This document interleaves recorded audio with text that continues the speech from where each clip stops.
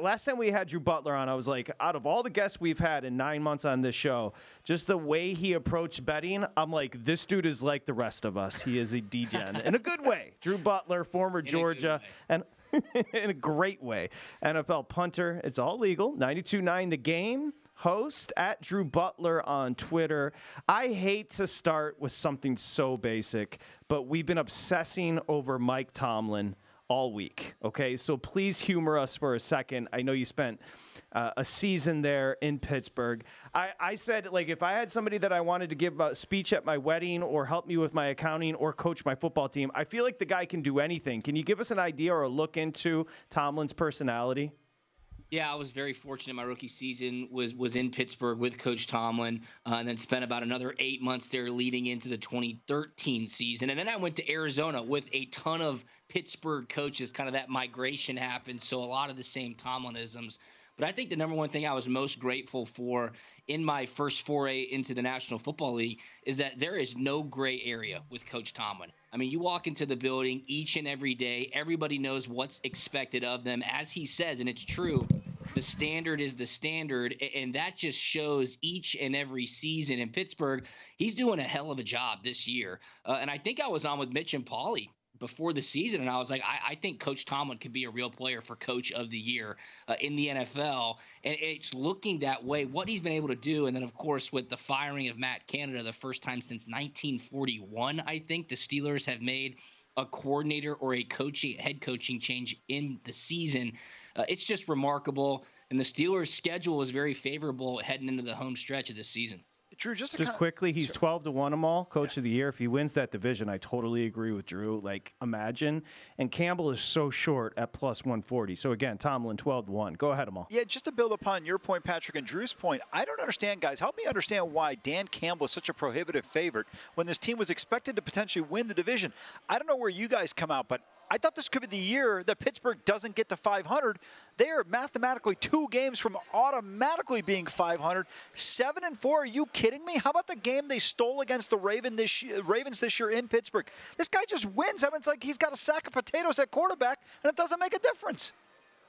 Look, they just find a way, and it's a lot like how Alabama always just finds a way, as they did a week ago in the Iron Bowl. And going to Coach Campbell, like, obviously he's done a great job, and I think that number probably plays into the public perception. I mean, if you watch an NFL pregame show, there's some sort of vignette on Coach Campbell, and they're getting all the public to love on him. So I would assume that number's being brought down just by the volume of bets that have been placed on Dan Campbell. Patrick, Drew just Butler lost his invitation to the Georgia alumni game. I think he did. Let's save the Georgia conversation. And of course, Drew played at Georgia. Oregon, Washington. I'll just ask you this way: were you surprised when you saw the opener, and now you have it doubles there at Circa Oregon lane 10? Does that number surprise you?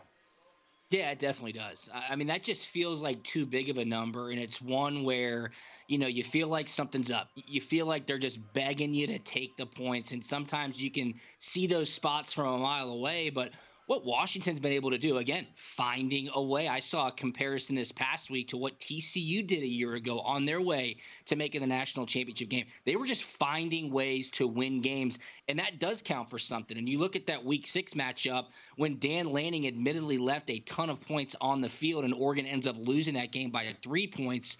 You would hope that he doesn't make those same coaching mistakes Friday night in Las Vegas. And Oregon is playing some amazing football right now. I saw on some look-ahead numbers that Georgia would be a 1-point favorite against Oregon on a neutral site right now. So they're obviously, from a power ratings perspective, the closest matched to Georgia, who's the number 1 team in the nation. But 10's a lot, man. This is a conference championship game. It's not like Rome Odunze and Michael Penix Jr. just aren't going to be able to find success on the offensive side of the ball. So, look, as it keeps creeping up, I think there's more and more value on Washington for sure. Yeah, I think you bring up a couple of great points there. First of all, Dan Lanning hasn't beaten Washington yet. Remember, he lost at home, and then this year you mentioned, and then the second point you made was great about their ineptitude in terms of efficiency in scoring opportunities. I'm going to leave the Georgia game for Patrick because he's got a strong opinion on that one. But, Drew, I want to ask you specifically, if I said to you right now, we've got 8 teams that are potentially viable for the football playoff, just based on eye test alone for you, forget schedules, records, whatever, who are the 4 teams you would take? I'd take Georgia. I'd take Oregon. I like how Texas is playing right now. It's so unfortunate what happened with Jordan Travis and Florida State. I think they're definitely on upset watch this weekend in the ACC championship game, but you saw Kirk Herbstreit. I mean, he was fired up last night on that college football playoff ranking show, and he essentially said if it's a close match Saturday in Atlanta, you would have a really hard time arguing that Alabama is not one of the top 4 teams in the country right now. That obviously is dependent on what happens in the Pac-12 championship game as well. But we could have absolute chaos on Sunday. I would have a hard Alabama out of that conversation for the top 4 if it is a closely contested game in Atlanta. Drew, what do you do with Texas? They're going to, Oklahoma State 18. Oklahoma State just struggled against BYU at home, double overtime, as the boys said yesterday. It's a tough spot for Texas because they've got a great win, obviously, to Alabama, but they're a 15-point favorite here in the Big 12 championship game. Yeah, I mean, Coach Gundy's always coached very well against Texas, and historically, as an underdog, he's in a great spot. Again, 15 points in a conference championship game, and crazy things do happen in Dallas or in Arlington, as they call it, in the Big 12 championship game. So again, why would you not take points with a team that has nothing to lose, with a coach who's really good in a double-digit dog spot? So I think Texas ends up winning.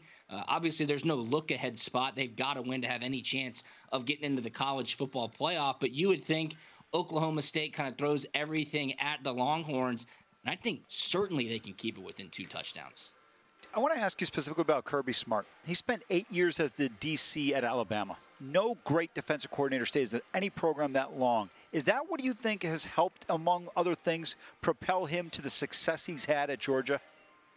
One of the things a lot of people talk about around the Georgia program is not many people understand or give credit to just how smart Kirby Smart is. He is a very, very sharp guy. From what I understand, he's an avid reader.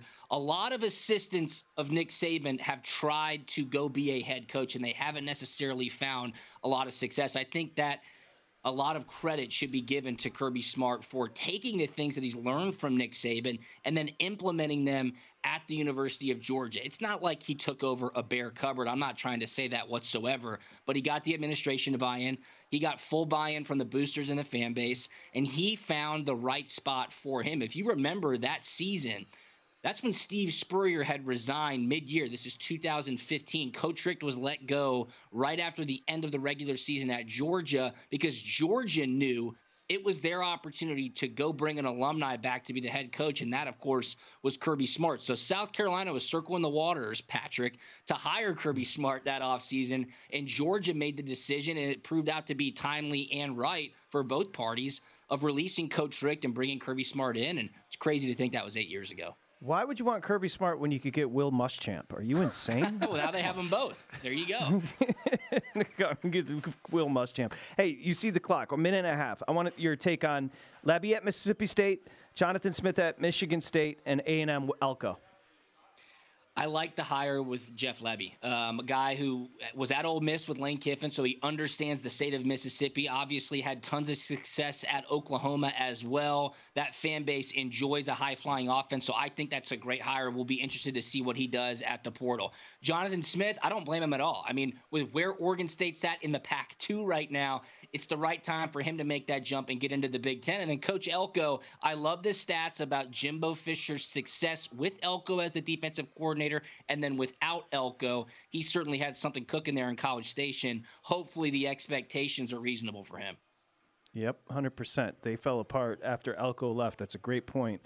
Just quickly, Dustin just sent me this. Duke's quarterback Riley Leonard, who's going to be a pro, has entered the NCAA transfer portal. We were talking about the quarterbacks jumping in the portal before Drew came on with us. Our buddy Drew Butler joining us here on Sharp Money, Championship Week, college football. We will, and again, you can find Drew on Twitter, at Drew Butler on Twitter. Hear him, 92.9 The Game in Atlanta. Will you be at the game coming up on Saturday? Oh, yeah, I'll be there. And my wife went to Alabama, so we'll have some fun for sure. Well, we need the story now. Well, I'm sorry. We need the story. So you went to Georgia, obviously. Your wife went to Bama. Tell us how this all happened. She couldn't get into Georgia. That's how it happened. I set you up for that one. She went to Alabama. She was journalism student of the year at Alabama, so shout out to her. But we grew up together, and she had a great run in Tuscaloosa. She worked up in New York City for a couple of years as well at NBC, and now we're back in Atlanta. So these weeks used to be me just assuming I was going to be a loser, but things have changed. So I'm pretty optimistic heading into this weekend. I think you should be. We were joking about, I'm sure you saw it, Drew, but the quote from Kirby where he was asked when his team, were a little rusty, but they didn't start everybody against Georgia Tech. And somebody was like, do you think your team was looking ahead to Alabama or the SEC championship game? He's like, what are you talking about? We just won the state championship when they beat Georgia Tech. So it's like Kirby was dialed in. The line was great. Now, speaking of the line, 5.5. I feel like it's short. You tell me why I'm crazy or why you agree with me. Yeah, we were playing it on 92.9. You were on with Andy Staples, and you love Georgia. You said the line is too short. And look, here's the thing, and I agree with you. The public loves to take points with Alabama, even after they lost to Texas. I told everybody on my podcast, on the radio, Alabama's not going anywhere. Fully expect them to win the West. Fully expect them to be right in the conversation heading into the SEC championship, because that's what Nick Saban and these Alabama teams do. One of the things that I totally forgot about is that Jalen Milroe got benched this season. He did not start the South Florida game, which was a complete catastrophe for Alabama. But how they've been able to progress throughout the end of the season, I think that's where the number comes in, and it ends up a little short at around 5.5. Some notes on Alabama in Atlanta. Undefeated in Mercedes-Benz Stadium. 8 straight SEC title wins in the SEC championship game. And they're 16-0 in Atlanta since 2008, with 12 of those 16 wins coming by double digits. So does that factor in when you're making up a number? I have no idea. But Coach Saban and the Crimson Tide, they'll be feeling pretty confident walking into this game. The last game Georgia has lost, guys, was the 2021 SEC championship in this very building, and Alabama smoked them 41-24, and it wasn't even that close.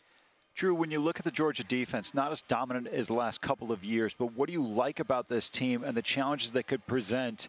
And then how do they slow down Jalen when it's 3rd and 5? Everybody's covered. Now you've got a 6'2", 220-pound quarterback who's chiseled out of granite coming at you. The number one thing I like about Georgia's defense the most is how they make in-game adjustments. You've seen it on this crazy run, I think 6 or 7 straight games where the opponent scores first, then Georgia just pretty much smushes them for the remainder of the game. Will that happen against Alabama? I mean, look, the stats would tell you they probably will score first. But what I've enjoyed seeing is how they respond, even coming out of halftime, to really make sure that they're correcting what's happening on the field.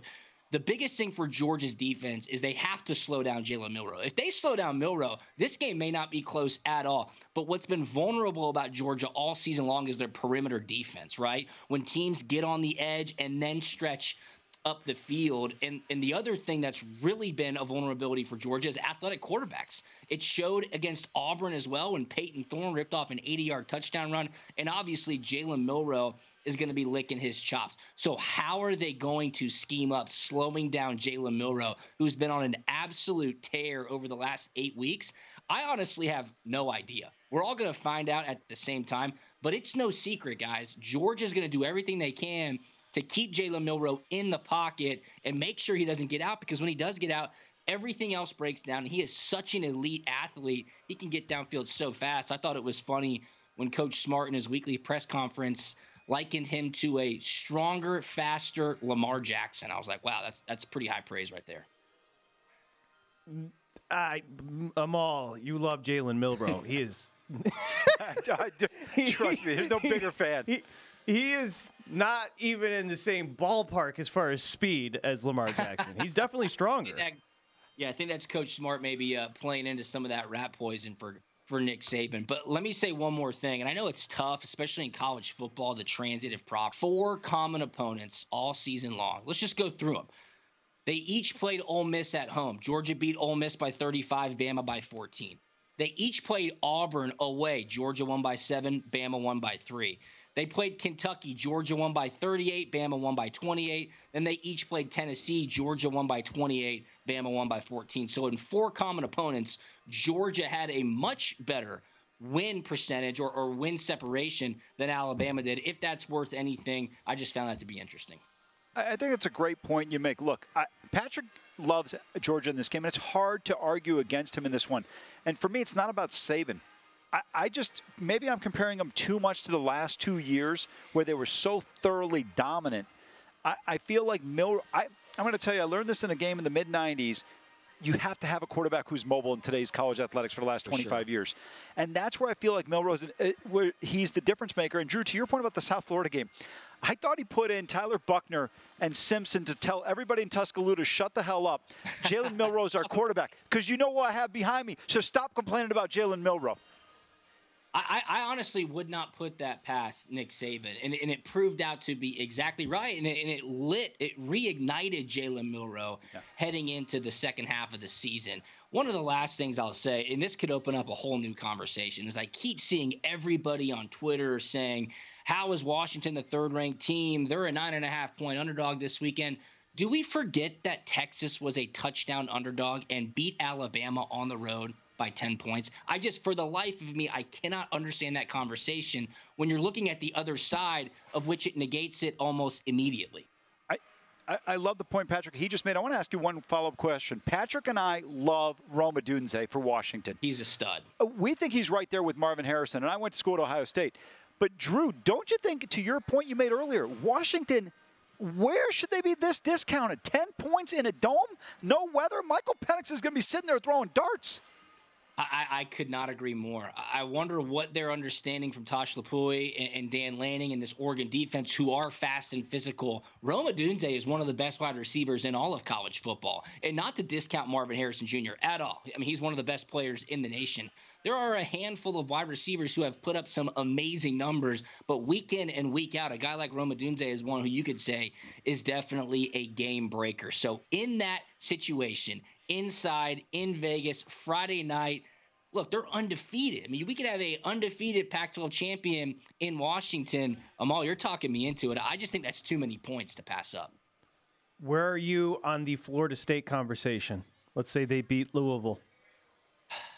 Yeah, what's it look like? Do they win on a last-second field goal? How does Tate Rodemaker look? I think the thing for Florida State fans, which they should feel confident in, is they can run the football, and they've got a physical defense. The weather in Charlotte on Friday night is expected to be wet and cold. I know Jeff Brom is a great coach at Louisville, and Jawar Jordan is a fantastic running back as well for the Cardinals. So I see that game as being really, really tight.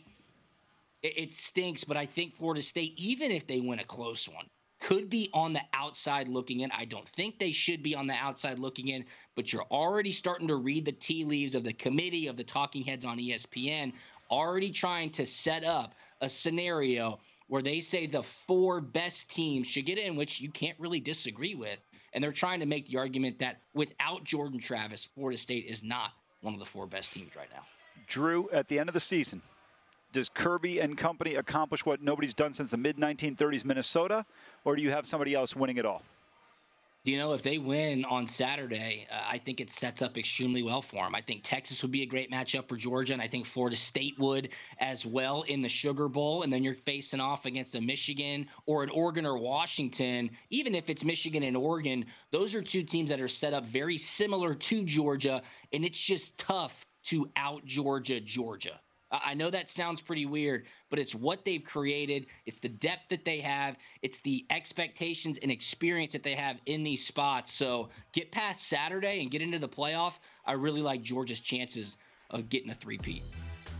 Here's what I do know. It's going to be an awkward car ride home from the SEC championship game for the Butlers. There's just no way to avoid it. One's going to be sitting there silently with like a little smirk on the face. The other one's definitely going to be silent. Enjoy it. Enjoy it, Drew. Oh, yeah. Thank you very much. Oh, by the way, Punt and Pass podcasts with Drew and former quarterback Jake Fromm. Thank you, Drew. Appreciate it. Thanks, guys. Thank you. Go to VSiN.com/subscribe to become a VSiN Pro subscriber today.